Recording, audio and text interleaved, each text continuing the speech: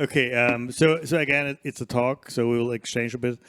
We just had a talk in the room. I think most people who are in here were in the other talk as well, which was more on B2B identity management, the challenges there. Right now, I think it's in enterprise IAM where it's heading. What are your main takeaways? And maybe before we start, a bit more of introduction than just saying you're at NetIQ and have a Novell legacy. So maybe you can elaborate a bit more on that. Yeah, sure. So thanks, Martin. I'm Larry Chinsky, and I'm Senior Vice President of Corporate Strategy at One Identity. So that means a lot of things when you look at different organizations. You had One Identity, sorry. Yeah. I was at Novell for 17 years. But I think he mixed it up saying you were at NetIQ. Yeah. So, I was at Novell, NetIQ, Micro Focus for 17 years, going all the way back to my eDirectory days. I think that's probably where I first met Martin years ago. So I run corporate strategy at One Identity now. I've been there for 6 years. And so that means a lot of things. So I run everything from our strategic marketing, corporate strategy, our field strategists. I do a lot of our demand generation, bubbles up to me, as does our technical alliances. So, when we look at internally at One Identity on what our gaps are, like what products we think we need to have to fill and complete more of an identity fabric. Martin mentioned that in his last session.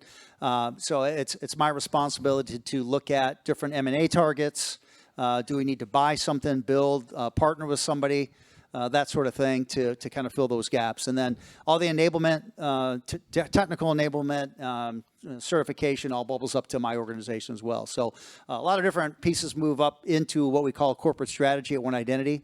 And it's really all around creating a much more unified approach to how we look at the market today. So, we don't want to get into these product versus product type of things anymore, since it's really everything is. If you guys probably looked around the conference today, made a comment on this earlier, whether it's Archon, SailPoint, some of the others, they're all talking about the unification of identity or a converged platform. So we've been positioning that for about the last 5 years. So it's really kind of one of the trends we see in the market today based on that current threat landscape.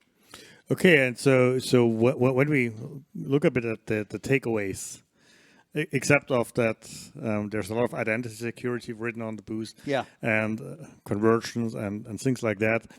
But what is it where you say this is really something you feel is very relevant to the, I would say, to the, not only to the industry but to the customers of the industry? Because I think at the end of the day it's about the customers. Yeah, it is. As a matter of fact, and that's a good question. One of the things I noticed, like when, and just like Martin, we go to a lot of these, and you guys, I'm sure too, go to a lot of these conferences, whether it's, there's different, organizations, RSA and some of the other ones that put these on.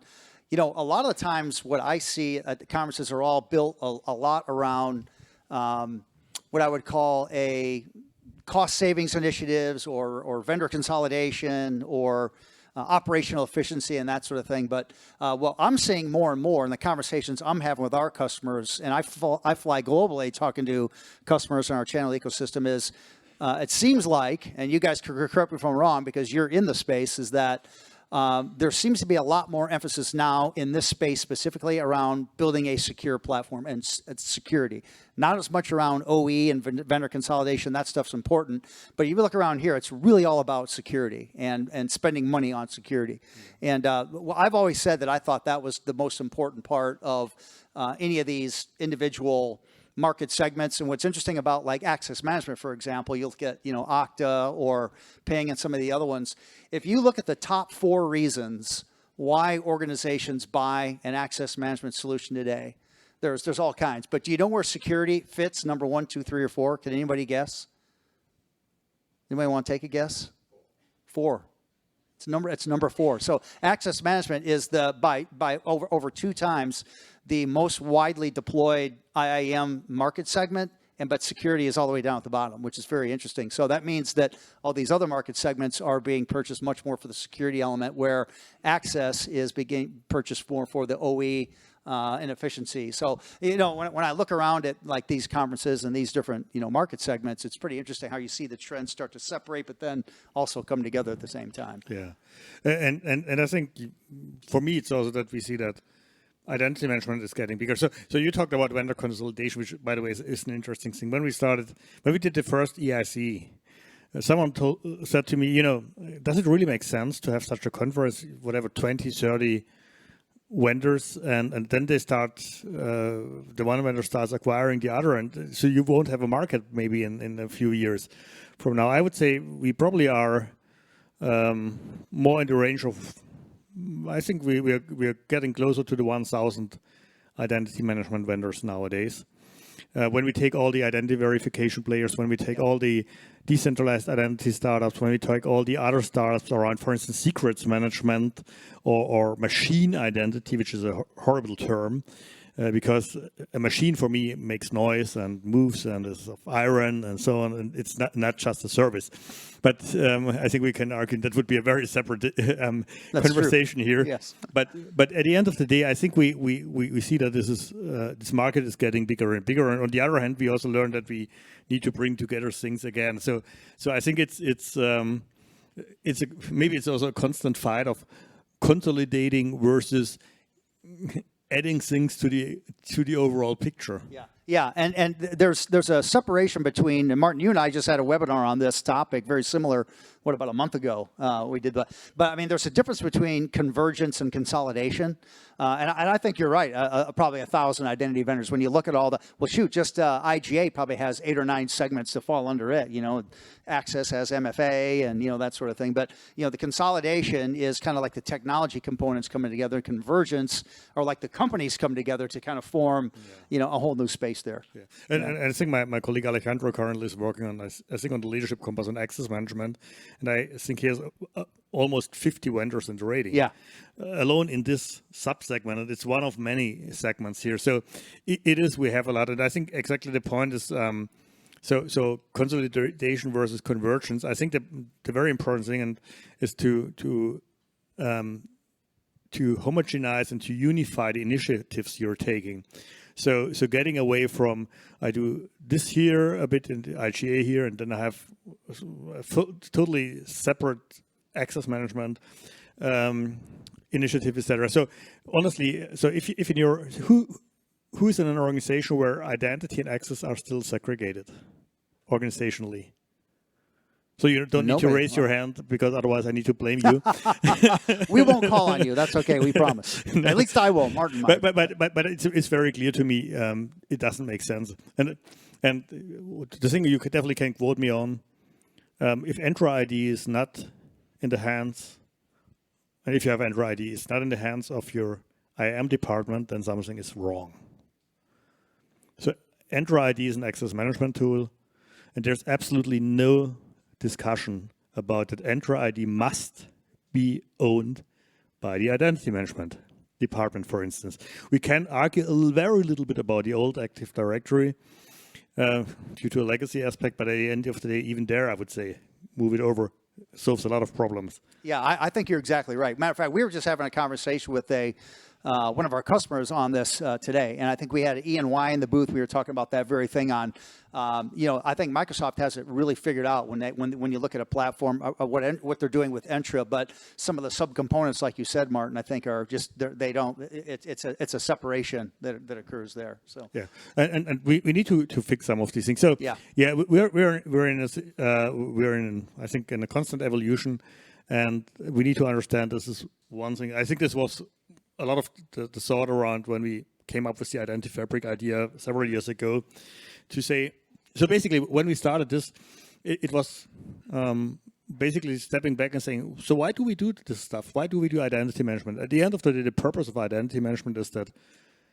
everyone and everything have a secure, seamless, well-governed access to every service. This is basically the job of identity management, so that something can connect to a service under controlled conditions, so to speak. And that's where everything starts. All the other things we are doing to enable this.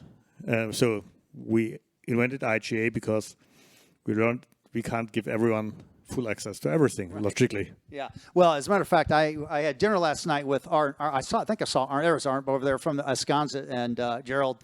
And we were talking about, this is going back and dating myself again, I think 1997, when I actually wrote a little hook using Microsoft Access. If you guys remember Access, if you're old like me, using Microsoft Access, it created a hook from PeopleSoft, which was our HR tool at that time, to automatically create, when somebody got hired into an organization, that ID down in our NT domain. It was not Active Directory then. It was down in our NT domain with role assignments and rule assignments that I could place them into different departments. And that was kind of like our first step, and it was a manual thing. But really what all that was me writing a hook to make my job easier, because I ran the corporate network operating system at the time, and I did that to make my job easier. It had nothing to do with security. It had nothing to do with protecting anything. It was, now I don't have to spend half my day creating IDs and different accounts anymore. So it's evolved into this complete, like you said, Martin, strategic initiative now. Yeah, and it's still fascinating to me too. So I have to admit, I did a lot around. I wrote books about Lotus Notes Domino. Yeah. I wrote for many years. I wrote a monthly newsletter inside Lotus Notes Domino. So it's not that I'm negative on the tool, but nowadays it's for me still sometimes fascinating to meet an organization which says, okay, we still have it in a notes database. It still comes from a notes database, and that shows also how long these things sometimes exist. At least you set access on a DBase. Well, DBase would have been my college days, so I'm not that. Maybe that a little bit older. Fox Pro. You didn't say Fox Pro either. So. Yeah, exactly. Yeah. So it can be even worse always. But what I really see is still these things around, and clearly we need to modernize these. We need to move to a state where we're more flexible, because these things they are always broken already. Right. It's just that we try to put enough gaffer tape around it to keep them survive until we can do things differently. But maybe back to the things where you also see what is changing, what is evolving in this industry. What are the things where you feel they are super important also maybe for the audience to look at, because they will change the way we do things in identity management. Yeah, and one of the things that we talk about quite often is the use of AI and hyperautomation tools. And when you look, as a matter of fact, I added a very short segment in my session a couple of days ago. I think it was on Wednesday. Been here all week. I forget what days or what, but Fridays today. Yeah, okay, that's good. I think my flight's tomorrow, but yeah. So one of the things that we talk quite a bit about at One Identity is the use of generative AI, not only from an attack perspective, but how you can use AI from an identity perspective, along with hyperautomation. Now, when we look at how this attack surface has widened over the years, there's kind of like 4 reasons that I like to talk about in depth, and that's the large remote workforce now that really came on strong around COVID. Cloud computing, which and not necessarily cloud like goods and services in the cloud, security tools being moving to the cloud as well, like IGA as a SaaS, PAM as a SaaS, etc. And then the other one is this big shortage of cyber skills. So we're finding a lot of our customers taken 18 months to find somebody who's really qualified to do these type of things.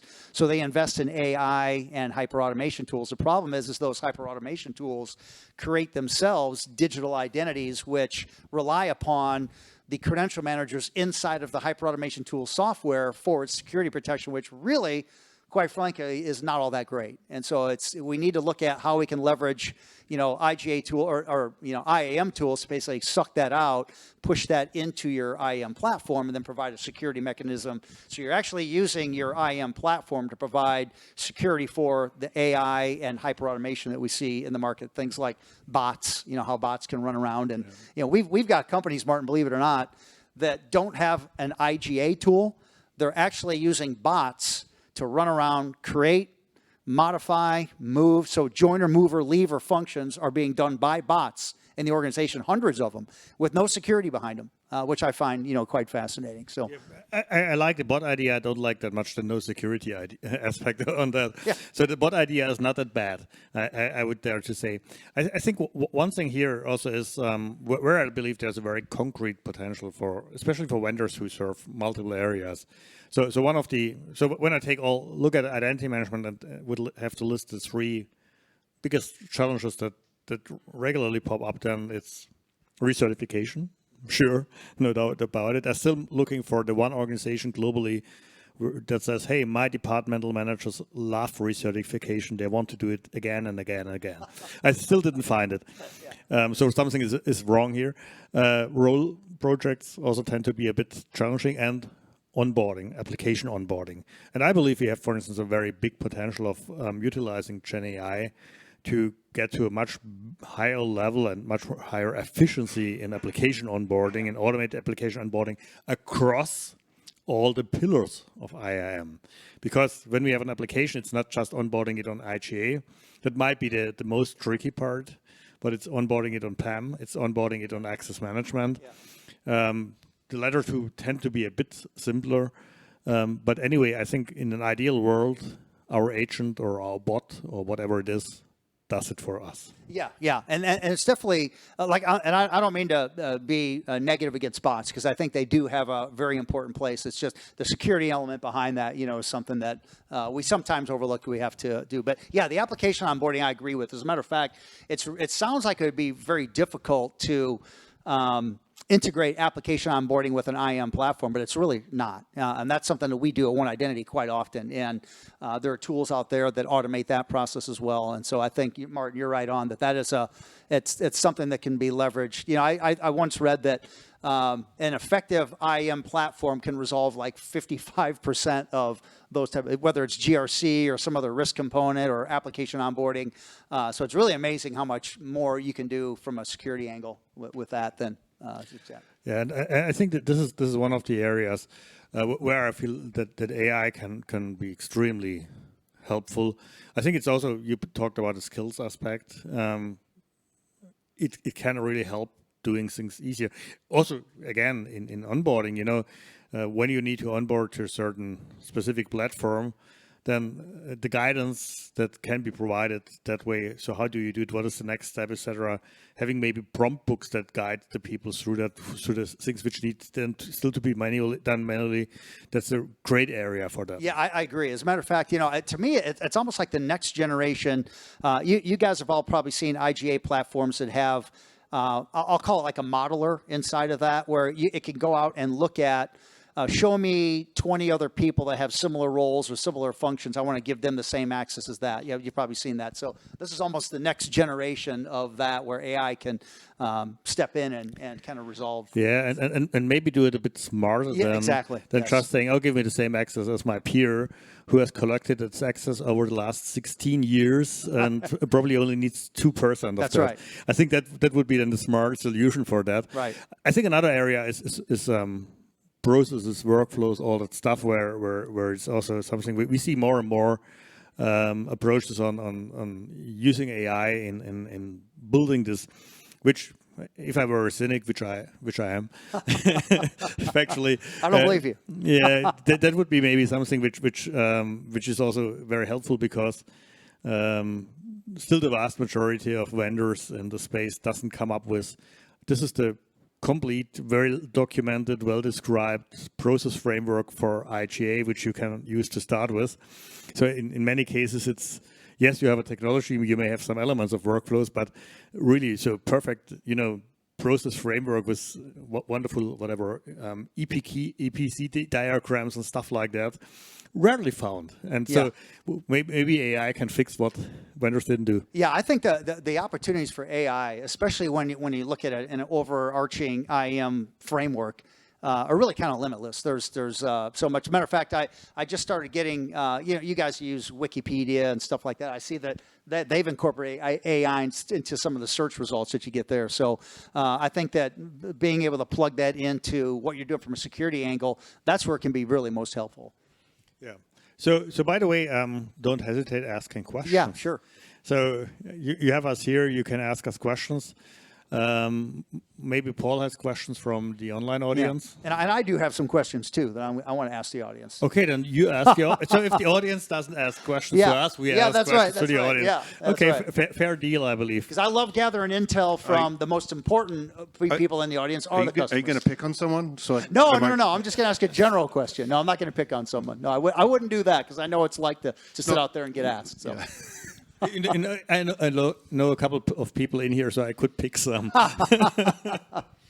So anyway, what's your question? Well, I tell you, here's the question I get, and One Identity and several other companies out there that have so I've worked for publicly traded and publicly owned companies and privately owned companies. And one of the things from private companies is when you meet with the board, they always you got a bunch of very super smart people on the board of directors for that are on the private equity firms, but they've never typically run a company, so they're very interested in what's in the market and what you're telling them and that sort of thing.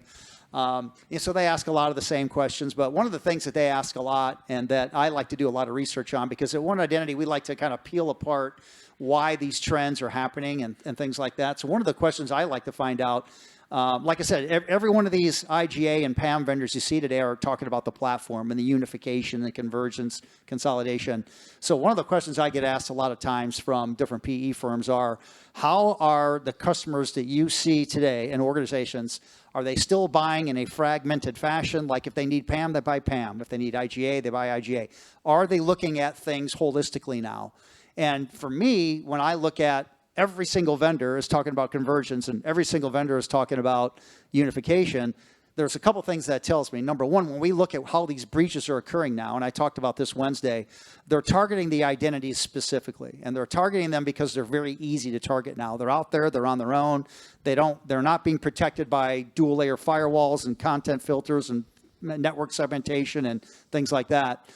So they're kind of, the way these breaches are occurring is they're sweeping in between the gaps of those segments, basically kind of stealing the identities. I talked about this Wednesday where the AT&T breach, 74 million identities were stolen, then pushed up on the dark web. Well, they're pushed on the dark web so they can be purchased by hackers who want to try and then pump them into an organization. So I guess my question for you, kind of setting up the framework of it, is finally the question. Yeah, are you guys? It's important to set up the framework before, because the question may not make sense if you don't. But are you customers out there, organizations? Anybody can raise their hand. Are you looking at things more holistically now, from a more of a platform perspective and a true unification and security framework, or are you still looking at it via PAM for PAM, IGA for IGA? How are you guys looking at it? I think an all question for raise the hand is relatively difficult. So I would limit it to, are you looking at this more holistically today? Question mark. Yes. If yes, then raise the hand. If not, there we then go. leave it Okay. down. All right, so we do have okay, good. What I found is, seems like it went from 0, like 2 years ago, to my experience in the organizations I talk to is about 30%, roughly, are saying, this makes a lot of sense. Now, everybody agrees it makes sense, but sometimes it's hard to do. What we see is we see a lot of organizations picking up this identity fabric idea, at least from a conceptual perspective, to have a very holistic view. Not necessary I buy everything from the single vendor, which is also sometimes tricky because the time frames, you won't usually rip and replace everything, but you do whatever IGA this year, and then it takes you a while, and then 3 years later you focus on the next big project. So this is also usually very split over time. But maybe going back to Paul, because I also will need to run upstairs. Yeah, okay. Thanks, Martin. Yeah, I know you've got to run off to another session, so I think we'll wrap it up here, let you get upstairs. But thank you so much. Thank you, Paul. And Martin, thanks to these two guys. They were Martin, right before Martin goes, I think I talked about this with Paul yesterday, that, Martin and his team were the first ones that really created a survey around this concept of identity fabric. And that was, 3 years ago, 4 years ago? Almost 6, I believe. Was that long ago? Yeah. And now it was BC before Corona. Oh, okay. Yeah, BC. That's right, before Corona. Now you see a few others doing that. So Martin and his team have it figured out, I think. So kudos to you, Martin. Yeah. Can you imagine what Larry's energy levels were like on the first day? If this is what he's like on the fourth day. Right. Wow. Yeah. All right. Good. Thanks, Martin. Good to see you again.